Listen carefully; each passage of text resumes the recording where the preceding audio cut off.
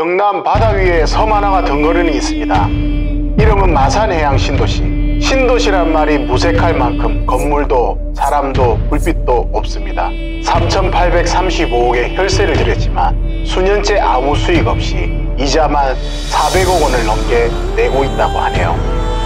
네, 여기가 4천억 가까이를 투자했다고 들었는데 이렇게 몇 년째 그대로 있는 게 좀 안타깝고요. 매년 세금도 수십억씩 낸다고 하는데 진짜 좀 뭐 하는 건지 모르겠네요. 한때는 경남의 제2 마린시티라는 꿈꿨던 도시. 오늘 저는 그 섬을 진짜 모습을 보기 위해 직접 마산을 가보기로 했습니다. 안녕하세요, 아시TV 각동입니다. 오늘 제가 마산에 왔는데요, 제 뒤에 보시게 되면은 여기가 바로 마산해양 신도시입니다. 바로 신도시라고 얘기를 하는데 사실 아무것도 없습니다.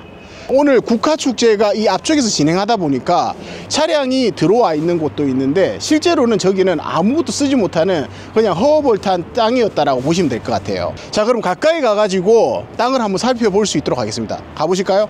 마침 이번에 축제를 하고 있어가지고 마산해양 신도시에 들어올 수가 있었습니다. 그래서 여기서 보시면은 드론으로 보셨을 때 육지와 섬 사이가 꽤 가까웠잖아요. 실제로는 제일 짧은 구간은 한 60m 정도밖에 안 떨어져 있어요. 차로 건너갈 수 있는 구간은 2군데 정도가 있고요. 그리고 걸어서 갈 수 있는 보행다리는 한 군데가 이미 완공이 되었습니다. 걸어가면서 지금 마산해양 신도시를 보고 있는데요, 실제로 보면은 기반시설은 사실 다 되어 있습니다. 여기 보시면 저기 공사도 하고 있고 기반시설은 다 되어 있지만 실제로 이런 공간을 활용을 못하고 있는 게 가장 문제입니다. 오늘 같은 경우에는 다행히도 오픈이 되어 가지고 여기서 촬영을 하고 있는데 실제로는 여기를 아예 사용을 못하고 있는 게 문제죠. 그렇기 때문에 여기가 과연 마산 분들도 아시는 분들은 아실 거고 모르시면 모르실 건데 왜 이렇게 방치되고 있는지에 대해서 한번 얘기를 나눠보려고 합니다.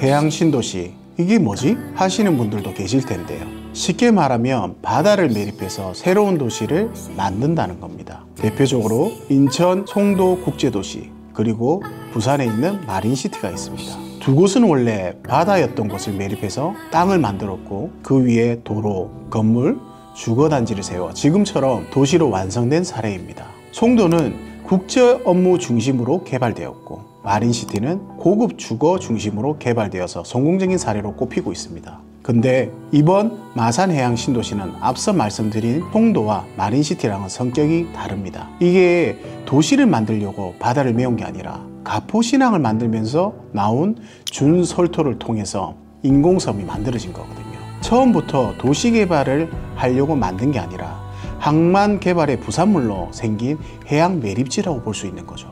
자, 여기 마산해양 신도시를 맞닿아 있는 섬이 있는데요, 그게 돛섬입니다.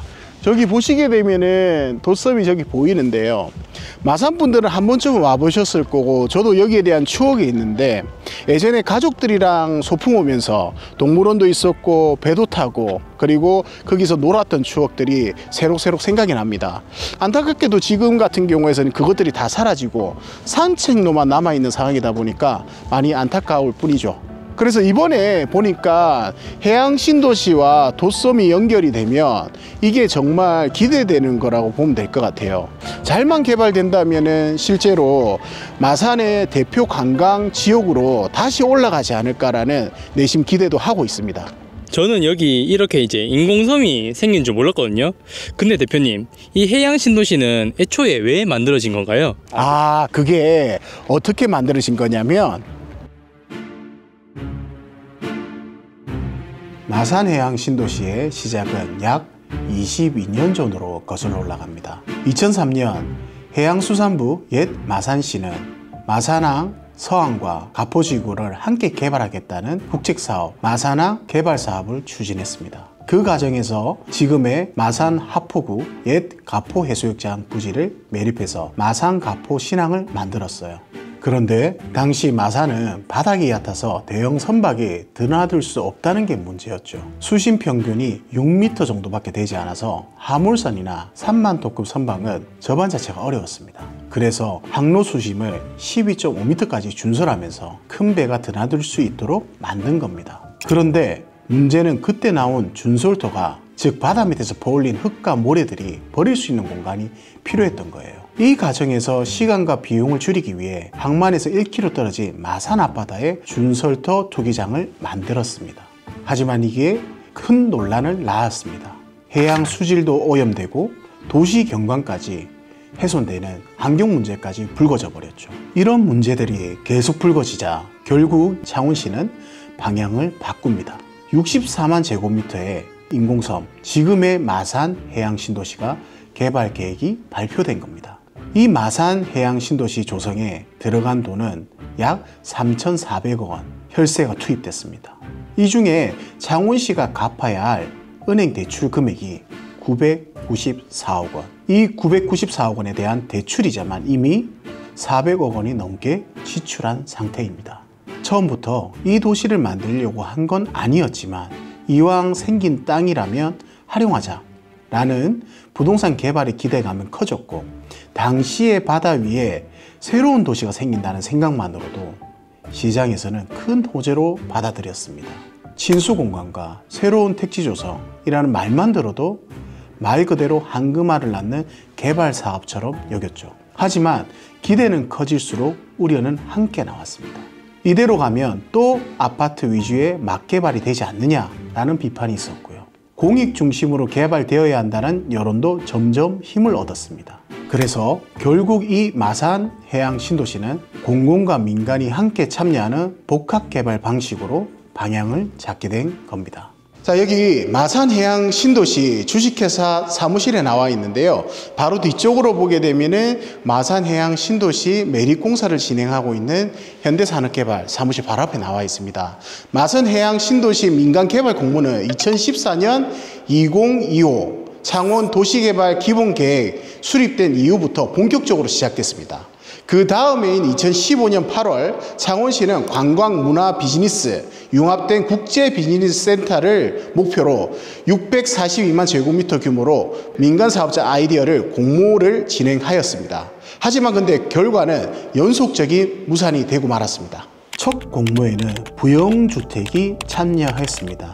당시 제시된 조감도를 보면 주거시설만 5,791세대, 여기에 51층짜리 호텔까지 포함되어 있는데 창원시가 주거시설이 과도하다는 이유로 반대하였고 결국 협상이 결렬되었습니다. 이후에 진행된 2차, 3차 공모도 상황은 비슷했습니다. 결국 선정된 사업자는 없었고 모두 무산으로 끝났습니다. 그런데 문제는 이제부터였습니다. 어떤 일이 일어났는지 하나씩 알아보겠습니다. 먼저 4차 공모부터 보실까요? 2021년 4차 공모가 진행되었는데 이때 GS건설 컨소시엄이 단독으로 참여하게 되었습니다. 먼저 결과부터 살펴보면 창원시는 GS컨소시엄과 함께 하지 않았습니다. 이유는 우선 협상 대상자 선정 기준에 충족하지 못했기 때문이죠. 공모 지침에는 단독으로 신청한 사업자는 총점 1000청 중에 800청 이상 받아야 하는데 이 기준치를 미치지 못했습니다. 결국 우선 협상 대상자에 탈락이 된 거죠. 여기까지만 보면 그냥 4차 공모에서 탈락했구나 인데 문제는 그 다음부터였습니다.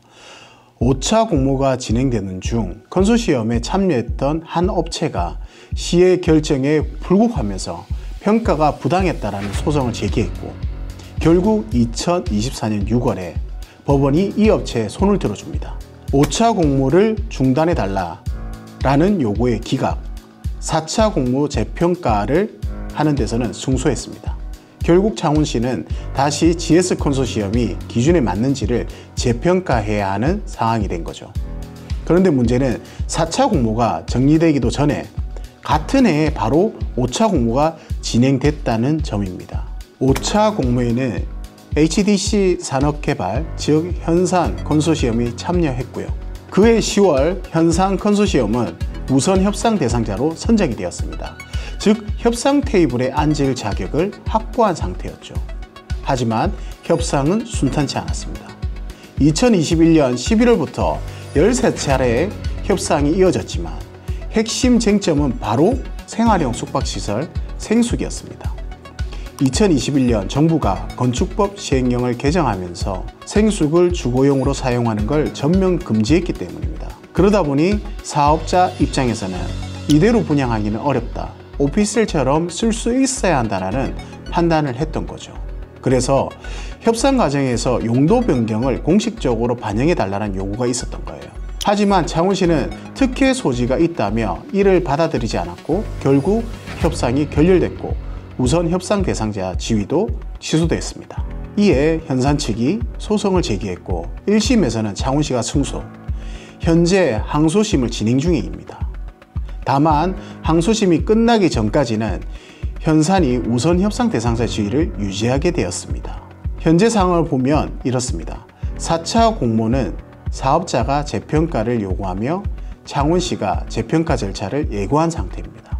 반면 5차 공모는 우선 협상 대상자의 지정 취소 처분이 있었지만 법원이 이 지위를 유지하는 판결을 내리면서 항소심이 진행 중입니다.